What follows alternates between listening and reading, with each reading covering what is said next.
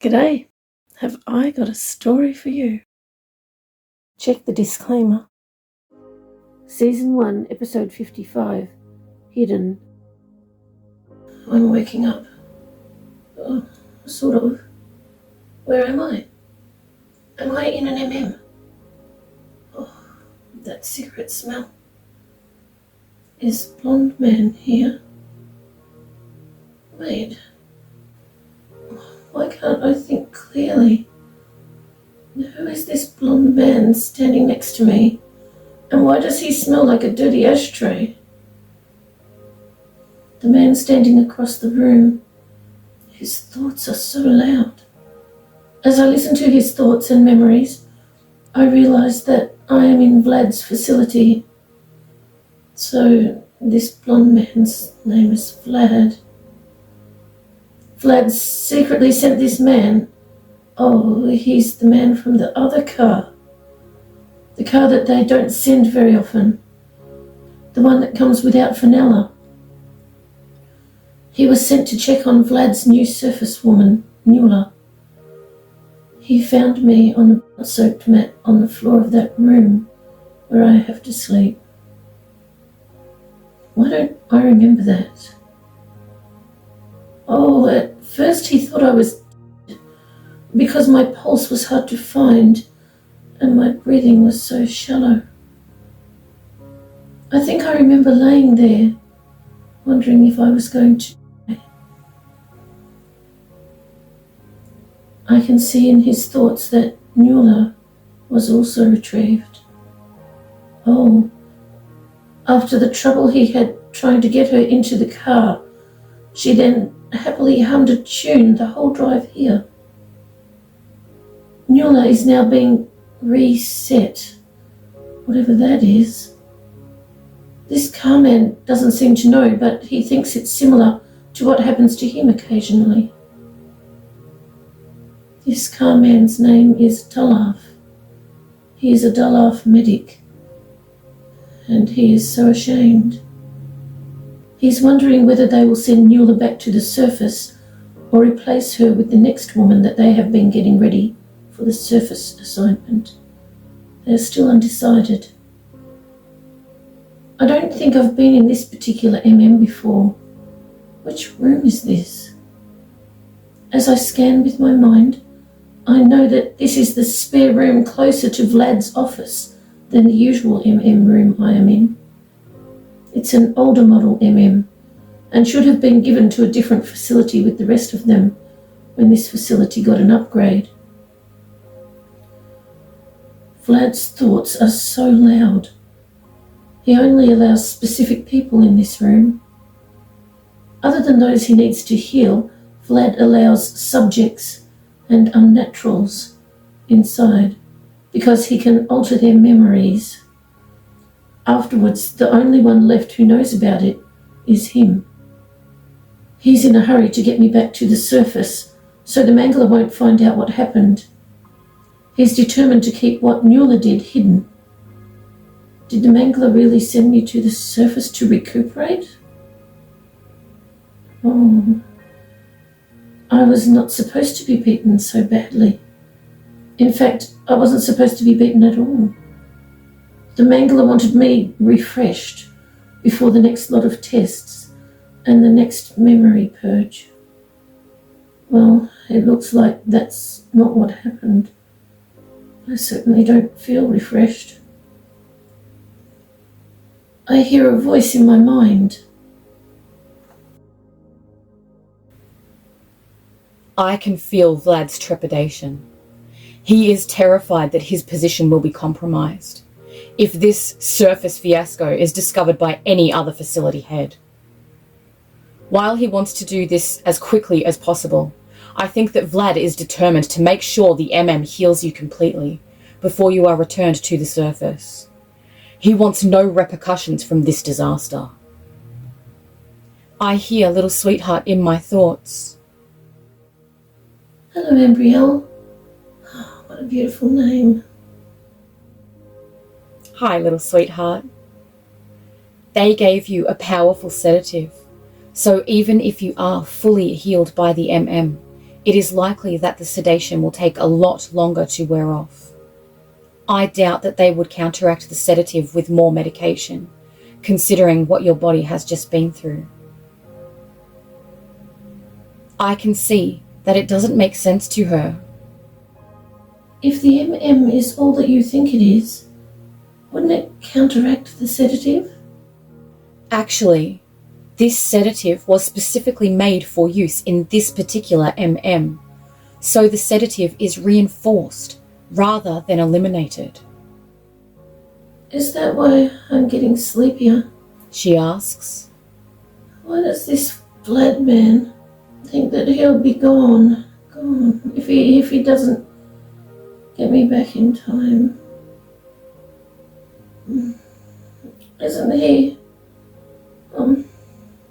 Isn't he head of this facility? Why would they? This is ridiculous. This sedative is too strong. Just sleep, little sweetheart. They eventually remove her from the MM, and this Dullaff medic is told to get her back to the surface as soon as possible. He runs, carrying little sweetheart to the elevator, and I wonder if this is the first time he has run. He looks so awkward. He runs again, this time to the limo. When they arrive at the surface house, he gets little sweetheart to that bed as quick as he can and returns to the limo. The driver gets the car out of the street so fast, and another limo pulls up almost immediately. Wow. Literally only seconds to spare. This is too soon. The sedative needs more time to wear off. This is not the only time these scientists' incompetence has been detrimental to their own agendas. This time, Fenella quickly exits the limo and goes to little sweetheart. I open my eyes. Where am I this time? The room comes into focus and I see a white ceiling and the top of a white see-through curtain on my left. Oh, so I'm in the bed where I have to sleep on the surface. Wasn't I in an MM a moment ago? Why can I think so clearly? And why am I so sleepy? I remember a blonde man. Oh yes, Vlad. He wants Neula's smacking frenzy to be kept hidden. Who is this that's waking me up? Oh, it's the car woman, Fenella. Why can't I wake up properly? I'm trying to get up so I can walk to the car, but I just can't do it. I suppose it's a good thing that Fenella is gripping my arm so tight, because I would prefer to not slip on all the blood on the floor. Where is it? It's not here anymore. Who cleaned it up? Oh, this is the first time I think it's good that Fenella is gripping my arm so tight, because I think I would have fallen down the steps. There's Pharamond, waiting by the long car with a needle as usual. Oh, stop it! Stop shaking me! Why is she shaking me? Okay, I'll stay awake, if I can. Fenella pulls me into the car next to her, but the moment I sit on the seat, I feel myself falling forward. I wake up with Fenella on my right and Pharamond on my left. Why are they taking it in turns, bumping me over and over again? Oh, they're trying to keep me awake on the drive back to the facility. Why? I hear Ambrielle in my thoughts. This is absurd. Why not let her sleep? Keeping her awake now is not going to make her seem any less sleepy when you arrive. In fact, it will likely have the opposite effect. Ambrielle, doesn't Pharamond usually sit on the seat opposite, facing us? Is he allowed to sit here? I don't think so. I wish they would stop bumping me. His designated name is Dalav, but Fenella calls him Pharamond. I think Pharamond suits him better. I know that they have forgotten, but I remember from their thoughts over a year ago how they first met. I am standing next to one of the 12 limousines, just like all the other 11 Dalav medics. Today we are assigned to 12 new handlers. All 12 drivers are already in their seats, with their windows down, ready to receive paperwork for their destinations. These aren't the usual Dalav drivers. Every time we get a new handler, higher level drivers are assigned to observe. The elevator doors open and 6 identical men come out. I watch them all go to the nearest limos, give the usual papers to the driver at their windows, then get in the back. The 6 Dalav medics also get in the back and the cars exit the car park, each going to their designated subjects. I remain waiting. About 15 minutes later, 6 identical women come out of the same elevator, and all except one looks so hesitant. I wonder if this will be any different to taking the usual handlers to their subjects. There is only one confident-looking woman. She's standing straighter than the rest, making her look slightly taller. She seems to have something the others don't have. Maybe purpose. We lock eyes, and she walks quickly and directly to this car. She is the first woman handler to get in a limousine of her choosing, right at the back. All the others still seem uncertain, but eventually go to a car each. I open the door for her, and she smiles and nods at me. That is so unusual. Usually the handlers don't acknowledge my existence, except to bark orders at me if they think their subjects need more than the usual medication. I get in the back of the limo and sit facing her on the seat opposite, in my designated position behind the driver. She smiles at me, holds out her hand, and says that her name is Fenella, and that she's very pleased to meet me. Why would anyone be pleased to meet me? Oh, she actually wants to shake my hand. I take her hand in mine and say, "Nice to meet you, ma'am." She asks me if I am a Dalav medic. I lower my head in shame and answer, "Yes, ma'am." There is a stigma attached to all those who have to bear the name Dalav. We are the lowest of the low. We don't deserve individual shortened names or nicknames, not even a number assigned to tell us apart. We are interchangeable. I can hardly believe it. Am I dreaming? This woman, Fenella, is actually talking to me. Not only that, she expects me to have a conversation with her. Like real, normal people. Doesn't she realize that she's talking to a Dalav? A Dalav? Why? Oh, she wants me to talk too. She's asking me questions and I don't know the answers.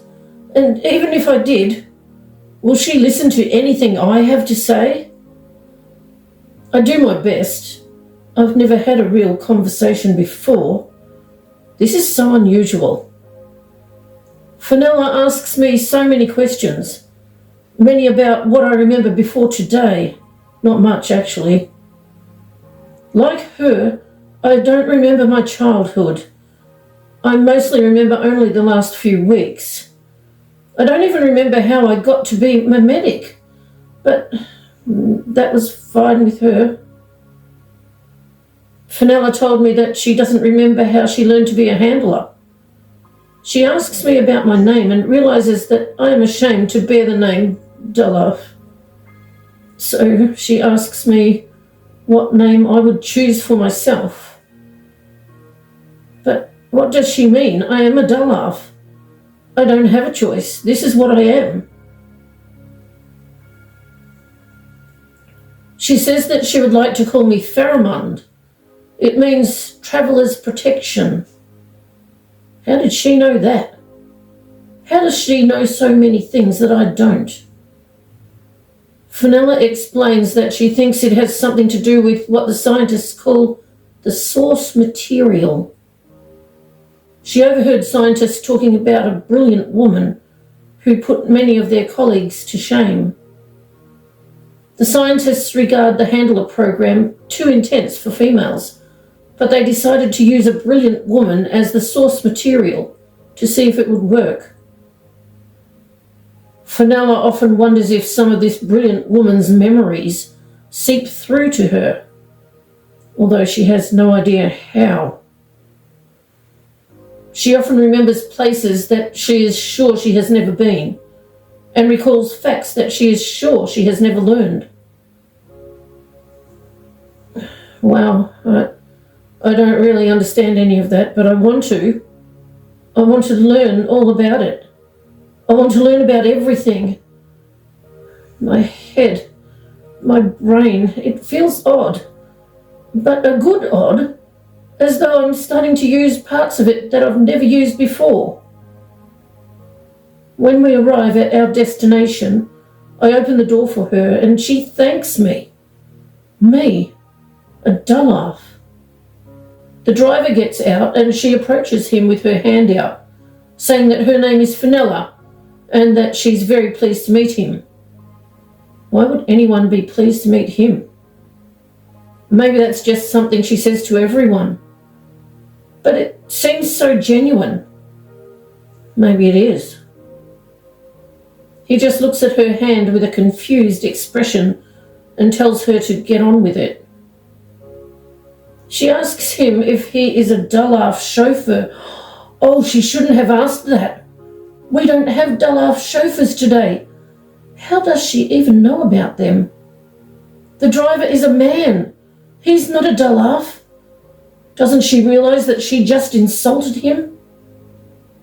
They sent men with us today to assess the new handlers. If all goes according to plan, next time we will have a Dolaf chauffeur.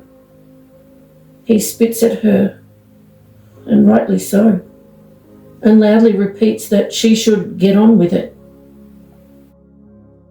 Undeterred, she grins at him, and we both walk around to the other side of the car. I open the door ready, and she walks up the driveway to the house. I haven't attended this house before. It is a brick house and has big windows at the front. And there is also a brick, I'm not sure what that is, a rectangle-shaped thing that has plants growing in it. I watch as Fenella walks up the steps and enters through the front door. I take in my surroundings and wonder how much bigger the 2 gum trees will grow that are in the front yard. They are already very tall, one of them towering over the roof of the house. How do I know they're gum trees? I don't know anything about trees, except that they exist. Do I have that thing Fenella spoke about in the car? What was it? Something seeping through? I look at the plants in the brick flower box and know that they are rhubarb and lavender.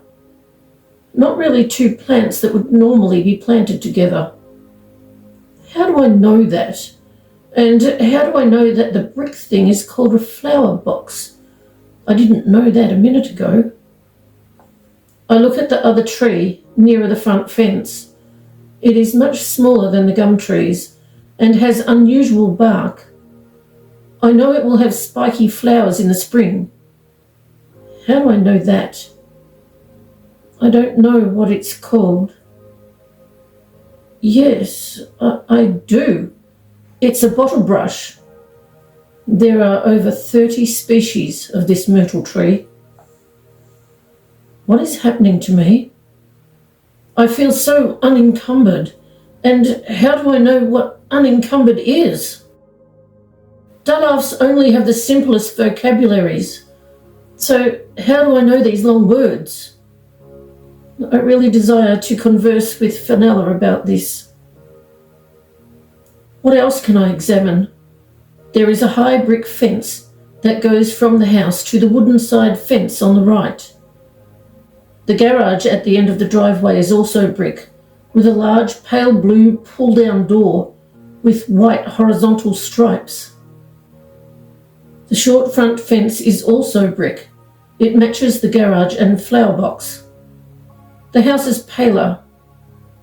The flower box has thin black bricks on top, and the fence has triangular black bricks on top. The shapes don't match, but the black colour is the same. The house also has 6 rows of black bricks at the bottom, with what looks like small black vents. And the windowsills are also black. I really don't like the black. I think a lighter colour would be more aesthetically pleasing. This is incredible. I actually have my own thoughts about what I like and don't like. And I really don't like those black bricks. I do like the trees, and I like the other plants growing along the side fence on the right. I need to talk to Fenella again. I need to tell her about this, if she is willing to listen. I didn't even know I could have needs. Here she comes, carrying a little girl. The child seems so despondent. How do I know that? I have questions. Will I have the courage to ask them? Fenella gets in the car with the child, and I walk around and get in the other side. I sit opposite her again, wondering if I should be silent. I know that silence is expected from a Dullaf medic. Fenella looks up at me and smiles. And we have a real conversation this time. I actually talk to her. We discuss what happened to me concerning the plants and the black bricks, and she responds with similar things that have happened to her. I feel like I am real. I feel alive for the first time. When we reach our destination, Fenella asks if I will be at the same car next time, and I tell her that I will try to be here. She smiles and says that she will look for me and come to the limousine where I am next time. How can she tell me apart from the other Dullaf medics? We're identical. Did I just make a friend? I think I have a friend. I think I am happy. If this feeling is happy, I hope it continues forever.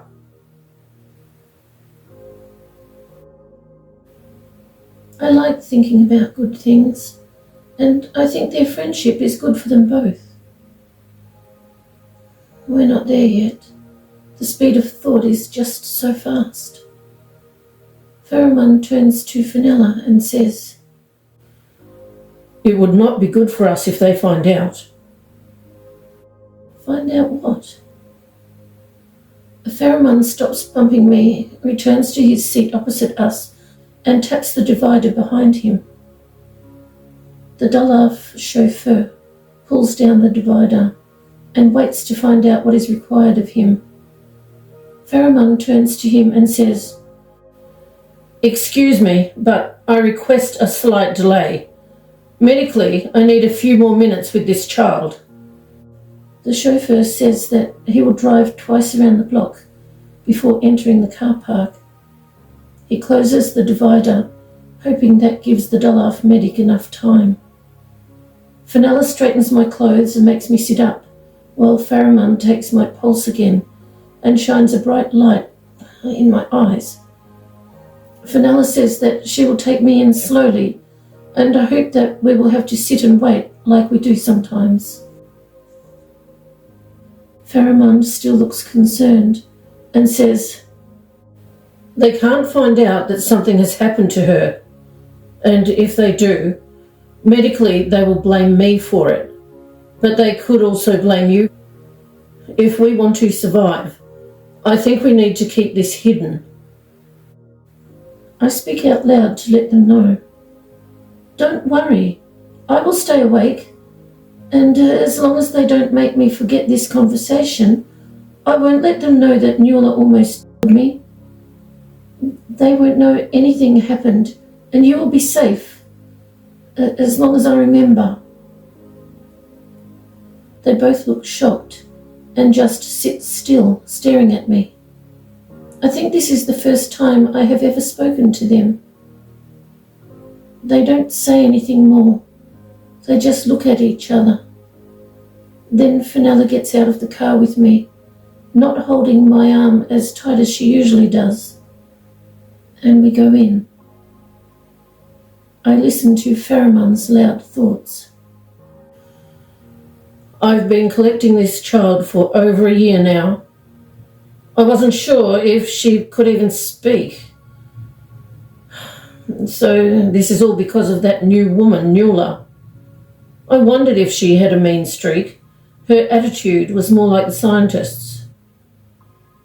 I hope this child really can keep all of this hidden."